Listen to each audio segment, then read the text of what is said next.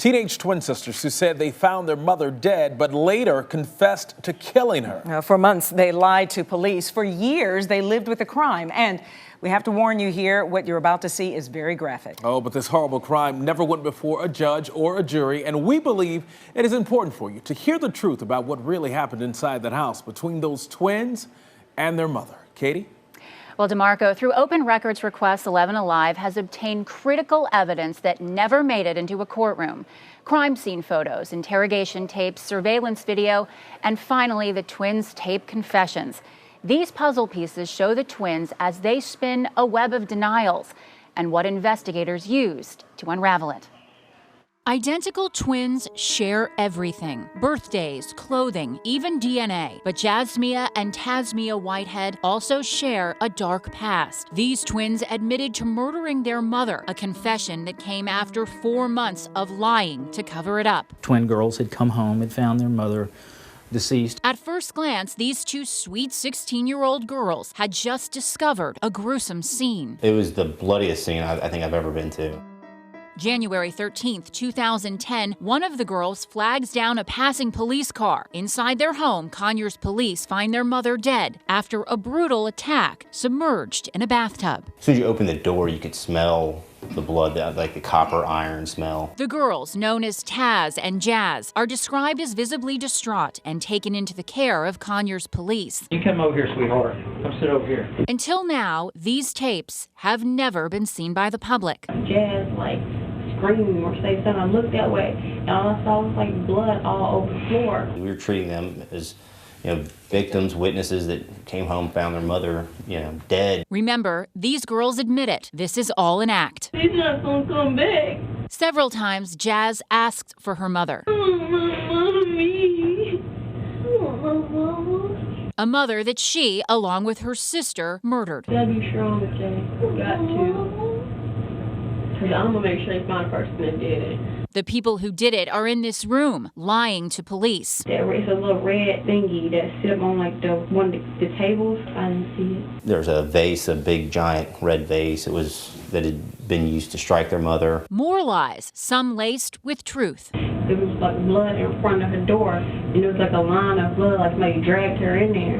Because I thought, how the lines out on TV? That's true. Nikki Whitehead's lifeless body was dragged to the bathtub. And there were drag marks that went from the living room into the master bedroom and into the master bathroom. Listen as Jazz actually admits to touching her mother's dead body. I went to her room, and I seen the blood all in there on the floor. And I went in there and I seen her and I touched her. Later, police would learn she not only touched her, she cut her, bit her, and along with her sister, nearly severed her mother's spinal cord. That night, we started to have suspicions. There's just something didn't add up. Something didn't seem right. You didn't see her at all this morning when you left to go to school? Because she locks her door, because she got a lock that you have to have a key to. And she locks her door at night. More answers brought more questions. And what time did y'all leave the house? We missed the bus, so we had to walk. You walked all the way to Rockdale? It's not far. But this surveillance tape shows the girls walk to a gas station and hitchhike to school with a stranger. Is that the clothes you wore to school today? And arrive there 2 hours late, as seen here on this school surveillance camera. Ate all your classes today? Yes. By now, police are getting suspicious. Hey girls, we're going to have to get you guys clothes, and I'll tell you why. You were in the crime scene. The girls have had a history of domestic troubles with their mother for years. It's evident by this handwritten letter recovered by police at the scene. It was sent from Jazz to her boyfriend. She says, "I just hate living here, being with her." Tell me you hate her and tell her when she was dead and she really did die. I told her that plenty of times and she never died. Presumably to hide their injuries, both girls wear gloves indoors, but police quickly noticed and asked that they be taken off. Let me see your hands and your arms. What happened here? I got into a fight. Did you get in a fight with her? She points to her sister, but the fight was actually with her mother. They both had what could have been bite marks or scratch marks on their hands. Taz had a bite mark on her left arm. Detectives decide it's time to separate the girls. All right. Taz, I want you to come out here and sit with them for a minute. I want to talk to your sister. Why y'all gonna separate us? because we need to talk to y'all separate. I know it sounds mean, but it's really not. Police will now compare stories, and unlike the twins, they're far from identical. Now, tomorrow night, we're going to pick up with this story right where we left off. Police start to look at the girls as suspects and apply pressure that ultimately leads to on-camera confessions. We have those tapes as well. I tell you, it is absolutely chilling watching that video, especially when you know that they're lying. Right, it is. And when you see the confessions, it's even more dramatic how different the stories are at the beginning and the end. So it really is the complete story, getting all of this evidence. And pick up the story again tomorrow. And I've been live chatting with folks about the story. You can go to 11alive.com, and I'm going to be live chatting until 11:30 tonight with any questions. Wow. All right, part 2 tomorrow. Can't wait to see it. Thanks, Katie. Thank you. Identical killers now with identical sentences for killing their own mother. Twin sisters, Jasmia and Tasmia Whitehead. They were just 16 years old, 16 at the time of the brutal attack. Well, last night we showed you never-before-seen video that shows the girls' initial lies to police. Tonight, Katie Beck has the video that shows the two sides of the two teens. Well, Brenda, the twins weeping and sobbing and asking for mama. You saw the interrogation room video last night. It was all an act, and it was an act police ultimately don't believe. Watch tonight as the tough questions start to rattle the twins and just how rattled they get when they're finally arrested. All right. Taz, I want you to come out here and sit with them for a minute. I want to talk to your sister. Police start to set their sights on Jasmia and Tasmia Whitehead as suspects in their mother's murder. It started to become clear that at the very least they were being deceptive. Like when the twins told police how they'd been horrified to find their home covered in blood. Jazz, like, screaming or say something. I looked that way, and all I saw was, like, blood all over the floor. They killed their mother and tried to hide it. There was evidence that they tried to clean up and just realized it was just too much. Investigators smelled bleach in the carpet, saw bloody clothes in the wash, and found clothes the twins had thrown away. Is that the clothes you wore to school today? But not the clothes she wore during the murder. Any information you think I might want to know that you haven't told me? No. The twins start to show their nerves, perhaps their guilt, especially Jasmia, seen here rocking back and forth. You think we did it? Why you say that? Because it seemed like it.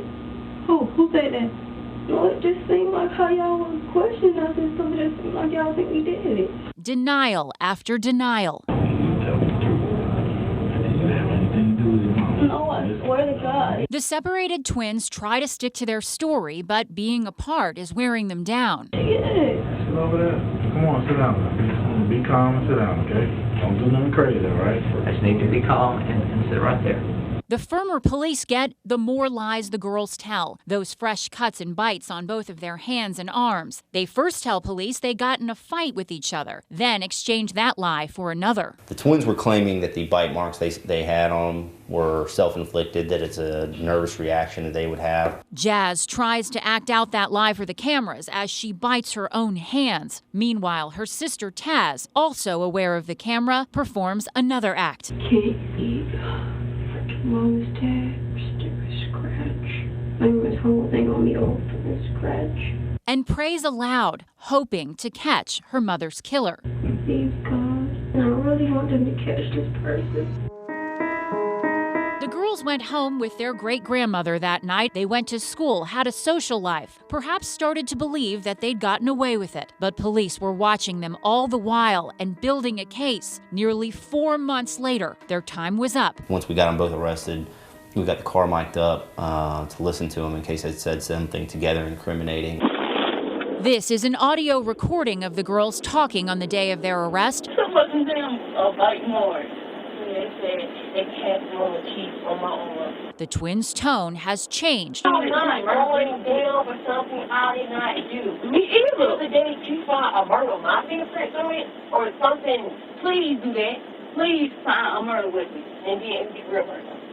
Thank you. The two sweet, victimized twins were long gone. Just the anger coming out in the voice again, talking about how terrible our evidence was, how, you know, if you want to charge me, find a murder weapon. What you waiting for? They have coffee and donuts and have it get jolly on time. She don't care. Once in police custody and in jumpsuits. Recording. Faced with a murder trial, the twins' tone would change again as they finally break down and give their tape confession. Now, as you might guess, tomorrow night we're going to show you how this story ends, the girls' confessions. And in these recordings, you will hear about the brutal fight they had with their mother and how they disposed of the murder weapon that was never found. I am also live chatting right now about this story along with the investigator on this case to give you more behind-the-scenes information.